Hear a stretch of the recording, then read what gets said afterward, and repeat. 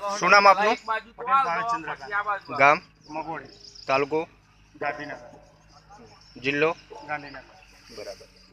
હવે તમે બટાકામાં જે સંજીવની બાયોકેમની પ્રોડક્ટ વાપરી હતી એ કઈ રીતે વાપરી હતી અને કોના કહેવા પ્રમાણે વાપરી હતી? રજનીભાઈ પટેલના કહેવાથી મગોડી ગામમાં એમનું એગ્રી બિઝનેસ સેન્ટર છે, બરાબર. એમને કહ્યું વાપરવાથી અમને ઘણો ફાયદો થયો. વીઘે 550 મણનો બટાકાનો ઉતારો આવ્યો અને એ વાપરવાથી છોડનો વિકાસ, છોડમાં કુમાસ, આમ એકદમ પાંદું ક્લીન દેખાય. બરાબર. પછી એ વાપર્યું તમે, બરાબર, એના પછી ફળની સાઈઝ કેવી લાગી તમને? ફળમાં જો કે આ વખતે વાતાવરણના આધીન તો બરોબર રહ્યું, બરોબર. એટલે ફળ તો પૂરું દૂધ મોટું, નંગ ઘણા બેઠા હતા, પણ સાઈઝમાં થોડું મીડિયમ સાઈઝ રહી. એની ચમકદાર કેવી હતી ફળની? ચમક એકદમ વાઈટ હતી. સરસ. રજનીભાઈનું કંઈ કહેવું છે તમારે? બોલો રજનીભાઈ. ખેડૂત વિશે કંઈ કહેવું છે તમારે? ખેડૂત કેવા છે? ભાવેશભાઈને મેં સંજીવની બાયોકેમની પ્રોડક્ટ આપી હતી એમને.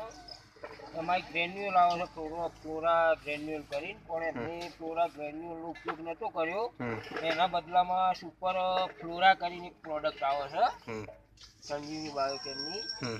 એમને વીઘે 500 ગ્રામ સુપર ફ્લોરા પ્લસ